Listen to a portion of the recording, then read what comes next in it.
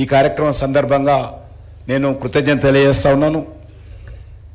ఇంతకుముందే రామచంద్రరావు గారు మాట అన్నారు. ఈరోజు మన దేశము స్వాతంత్రం వచ్చి 75 సంవత్సరాలు పూర్తయిపోయి ఇప్పుడు 77వ సంవత్సరంలో ఉన్నాం. కానీ మనకి ఇప్పటి వరకు కూడా ఇంకా అనేక రకాల విధానాలు బ్రిటిష్ వాళ్ళు వదిలిపెట్టినటువంటి మరి పద్ధతిలోనే మనం కొనసాగుతూ ఉన్నాం. ఇంకా అనేక మార్పులు చేయాల్సినటువంటి అవసరం ఉంది. ప్రధానమంత్రి గారు పదే పదే మంత్రులకు చెప్తారు, పాత చట్టాలు ఏమున్నాయో బ్రిటిష్ వాళ్ళ హయాంలో ఉన్నటువంటి చట్టాలన్నింటినీ కూడా మార్చాలి. ఇప్పుడు ఉన్నటువంటి వర్తమాన రాజకీయ సామాజిక ఆర్థిక పరిస్థితులకు అనుగుణంగా మనం చట్టాలు మార్చుకోవాలని పదే మందే వారు చెప్తుంటారు. దానికి అనుకూలంగా అనేకమైన మార్చుకున్నాం. దురదృష్టం ఏంటంటే ఏవైతే దేశానికి అవసరమైనటువంటి విధానాలు ఈరోజు కావాలో వాటన్నిటిలో కూడా ప్రతిసారి మనకు అడ్డం పడేటువంటి ప్రయత్నం జరుగుతూ ఉంది. ఇది మంచిది కాదు. అందుకే ఈరోజు ప్రజల మధ్యకు వెళ్ళాలి. మన ప్రధానమంత్రి గారు చెప్పారు, ప్రజల మధ్యకు వెళ్ళి 1 నేషన్ 1 ఎలక్షన్ విషయంలో ప్రజలను చైతన్యం చేయాలి. ప్రజల ద్వారా రాజకీయ పార్టీల మీద విశ్లేషకుల మీద ఒత్తిడి రావాల్సినటువంటి అవసరం ఉంది. ఇది ఒక ప్రజా ఉద్యమంగా రావాలి. నాకు తెలుసు, ఎక్కడ ఉత్తరప్రదేశ్ ఎలక్షన్స్ అవుతుంటే ప్రతిరోజు 1 మంత్ హైదరాబాద్లో ఉన్నటువంటి తెలుగు ఛానల్స్ అన్ని రివ్యూ చేస్తాయి. ఎక్కడో ఢిల్లీ ఎలక్షన్ అవుతుంటే హైదరాబాద్లో ఉన్నటువంటి ఛానల్స్ అన్ని రివ్యూ చేస్తూ ఉంటాయి. ఏ ఇంట్లో కూర్చున్నా ఏ రచ్చబండ మీద కూర్చున్నా యూపీ ఎలక్షన్ ఎట్లా ఉన్నది, ఢిల్లీ ఎలక్షన్ ఎక్కడ ఉన్నది, కేజ్రీవాల్ వస్తాడా పీక్తాడా, ఇదే విషయం. ప్రతిసారి ఎన్ని మ్యాన్ అవర్స్ వేస్ట్ అయితే ఆలోచన చేయండి. ఎంత మ్యాన్ అవర్స్. ఈరోజు ఒకసారి ఎలక్షన్ అయిపోతే ఈరోజు ప్రధానమంత్రి గారు ప్రతి 3 నెలలకు ఒక రాష్ట్రానికి ఎలక్షన్స్కి వెళ్ళాలి. మనకు చూడండి, మనకు 2023లో అసెంబ్లీ ఎలక్షన్స్ అయినాయి, 2024లో పార్లమెంట్ ఎలక్షన్స్ అయినాయి, 2025లో ఎమ్మెల్సీ ఎలక్షన్స్ అయినాయి, మళ్ళీ ఇప్పుడు లోకల్ బాడీ ఎలక్షన్స్ ఉన్నాయి, మున్సిపల్ ఎలక్షన్స్ ఉన్నాయి, మన కార్పొరేషన్ ఎలక్షన్స్ ఉన్నాయి. నేను నా గురించి చెప్తాను. 2024 ఎలక్షన్స్ అయ్యగానే నన్ను జమ్మూ కాశ్మీర్ పంపించారు. 3 నెలలు అక్కడ ఉన్నాను ఎలక్షన్స్ ఇన్ఛార్జిగా. తర్వాత మహారాష్ట్ర ఎలక్షన్స్కి వెళ్ళమన్నారు, మహారాష్ట్ర ఎలక్షన్స్కి వెళ్ళాను. ఢిల్లీ ఎలక్షన్స్కి వెళ్ళమన్నారు, ఢిల్లీ ఎలక్షన్స్కి వెళ్ళాను. ఇక ఎక్కడ మేము మంత్రివర్గం ఇక్కడ పనిచేస్తాము, రాజకీయ పార్టీ కార్యకర్తలు ఎక్కడ ఉంటామో ఆలోచించేయండి. అందుకే ఒకటి మనవి చేస్తా ఉన్నాను, ఏదైనా ఈ దేశంలో మార్పు రావాలంటే ఆ మార్పు ఈరోజు స్పష్టంగా నరేంద్ర మోడీ గారి నేతృత్వంలోనే మార్పు వస్తుంది. అది జిఎస్టీ తీసుకున్నా, లేకపోతే డిజిటల్ ట్రాన్సాక్షన్ తీసుకున్నా, ఆర్టికల్ 370 తీసుకున్నా, రావణ కాన్స్టిట్యూషన్ లాగా 75 సంవత్సరాల పాటు జమ్మూ కాశ్మీర్ను తగలబెట్టారు. 46,000 మంది చనిపోయారు. కానీ ఓటు బ్యాంకు పాలిటిక్స్, ఆర్టికల్ 370 తీసేసిన తర్వాత ఈరోజు జమ్మూ కాశ్మీర్ పరిస్థితి చూడొచ్చు. త్రిపుల్ తలాక్ మిత్రులు రామచంద్ర గారు ఇప్పుడే చెప్పారు. సుప్రీంకోర్టు చెప్పినా కూడా త్రిపుల్ తలాక్ మార్చలే, ఎందుకంటే ఓట్లు పోతాయి. ఓట్లకు త్రిపుల్ తలాక్ సంబంధం లేదు. ఈ దేశంలో 10 కోట్ల మంది ముస్లిం మహిళలు ఉన్నారు. ఆ మహిళలకు సంబంధించినటువంటి హక్కుల గురించి ఆలోచన చేయలేదు, వాళ్ళ అధికారాల గురించి ఆలోచన చేయలేదు. డాక్టర్ బాబాసాహెబ్ అంబేద్కర్ ఈ దేశంలో ఉన్నటువంటి పౌరులకు ఇచ్చినటువంటి హక్కుల గురించి ఆలోచన చేయకుండా త్రిపుల్ తలాక్ కొనసాగించారు. ఓట్ల కోసం అనేక సంవత్సరాల పాటు మార్చింది ధైర్యంగా నరేంద్ర మోడీ గారు మనం చేస్తా ఉన్నాం. అంతేకాదు, సిటిజన్ అమెండ్మెంట్ యాక్ట్ కావచ్చు, లేక న్యూ క్రిమినల్ యాక్ట్ కావచ్చు, ఈ దేశంలో అనేక రకాలుగా ఏదైనా మనకు తెలుసు. ఈ దేశంలో ఏముండేది, ఎక్కడ చూసినా ఉగ్రవాద కార్యక్రమాలు, పాకిస్తాన్ ఐఎస్ఐ కార్యక్రమాలు.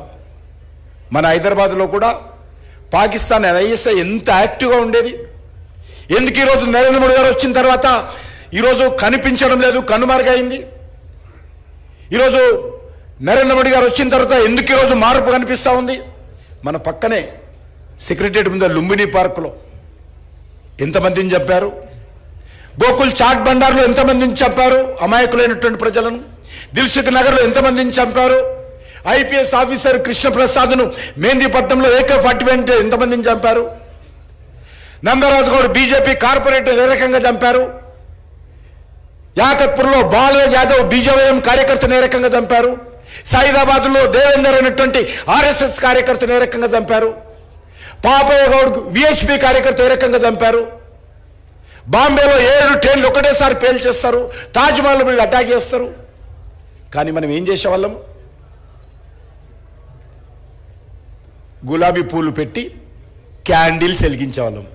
అది భారతీయుల పని. ఆ రోజు మనం కూడా అందరం పాకిస్తాన్ వాళ్ళు చంపేవాళ్ళు, భారతీయులుగా మనం చచ్చేవాళ్ళము.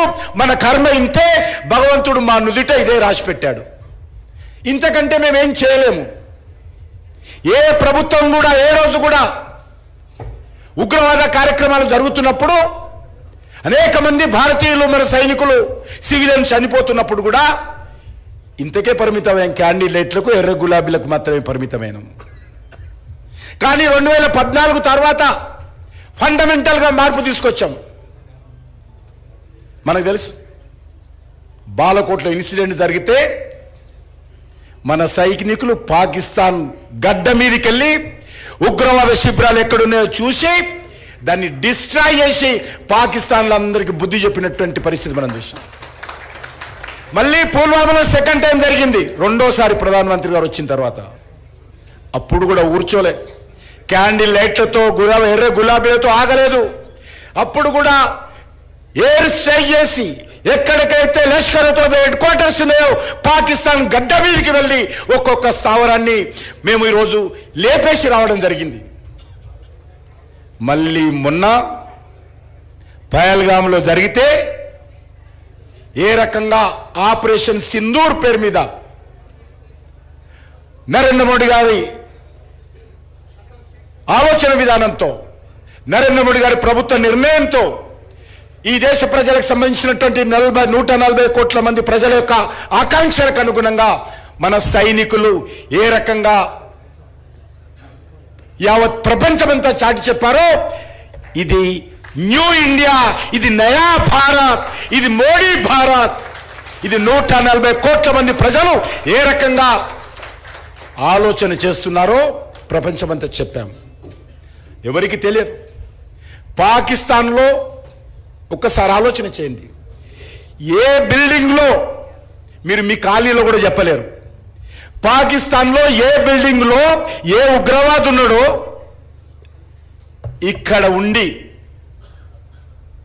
కనుక్కొని సరిగ్గా అదే ఒక ఇంటిని, పక్క ఇంటిని కాదు, సేమ్ హౌస్ పక్కకు అనేక వేల ఇండ్లున్నా కూడా ఆ ఇంటిని మాత్రమే టార్గెట్ చేసి దాన్ని మాత్రమే హిట్ చేసి సివిలియన్స్ కానీ పక్క వాళ్ళకు కానీ ఎవరికి నష్టం జరగకుండా ఆ ఉగ్రవాది ఉన్నటువంటి స్థావరాలను మాత్రమే ధ్వంసం చేసి ఈరోజు నరేంద్ర మోడీ గారి నేతృత్వంలో భారతీయ సైనికులు ఒక చరిత్ర సృష్టించారని మనం చేస్తా ఉన్నాం.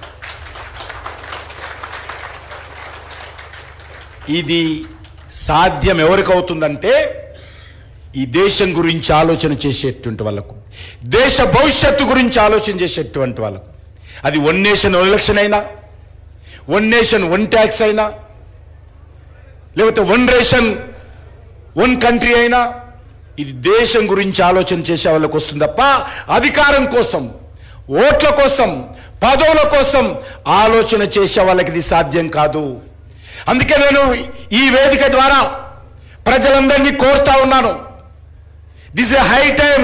నరేంద్ర మోడీ గారి నేతృత్వంలో ఈరోజు భారతదేశ ప్రభుత్వము ఈ రకమైనటువంటి సంస్కరణలకు, ఈ రకమైనటువంటి రిఫార్మ్స్కు కట్టుబడి ఉంది.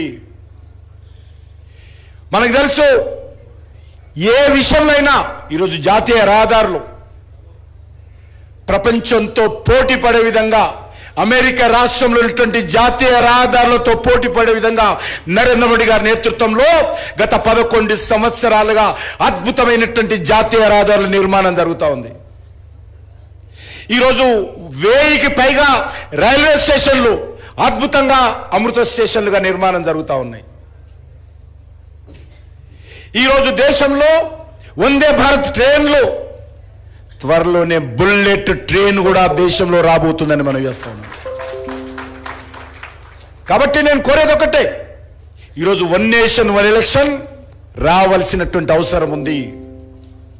వన్ నేషన్ వన్ ఎలక్షన్ ఈరోజు దేశం యొక్క భవిష్యత్తు దృష్ట్యా ఈరోజు ప్రభుత్వ యంత్రాంగం, అది కేంద్ర ప్రభుత్వ యంత్రాంగం కావచ్చు, రాష్ట్ర ప్రభుత్వ యంత్రాంగం కావచ్చు, మొత్తం సిబ్బంది కావచ్చు, టీచర్లు కావచ్చు, ఒక్కసారి ఎలక్షన్ అంటే 3 నెలలు టీచర్స్కు ట్రైనింగ్ పేరు మీద, ఎలక్షన్ సిబ్బందికి సంబంధించినటువంటి జాబు సంబంధించినటువంటి యాక్టివిటీ పేరు మీద 3 నెలలు ప్రతి టీచర్ సమయం ఇవ్వాల్సి వస్తుంది.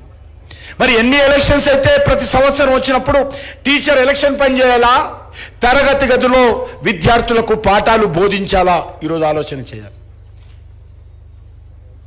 కాబట్టి నేను చాలా విషయాలు పెద్దలు చెప్పారు కాబట్టి ఆ విషయాల జోలికి వెళ్ళడం లేదు. కాబట్టి ఈ దేశంలో ఇంకా మార్పులు రావాలి. అందులో ఒక మార్పు వన్ నేషన్ వన్ ఎలక్షన్. ఇంకా ఎన్నో మార్పులు తెచ్చాము, ఇంకా రావాల్సినటువంటి అవసరం ఉంది. ప్రజలందరూ కూడా ఆలోచన చేయాలి. నరేంద్ర మోడీ గారి నేతృత్వంలో ఏదైతే రిఫార్మ్స్ అనుకుంటున్నామో ఆ రిఫార్మ్స్ అందరూ కూడా స్వచ్ఛందంగా ప్రజలు ముందుకొచ్చి ఈ రిఫార్మ్స్ కోసం మీరందరూ డిమాండ్ చేయాలి. దేశ హితం కోసం, దేశ భవిష్యత్తు కోసం, దేశ రక్షణ కోసం. మీకు తెలుసు, రఫేల్ విమానాలు తీసుకుందామంటే ఎంత మాట్లాడారో. S-14 సంబంధించినటువంటి ఆ రోజు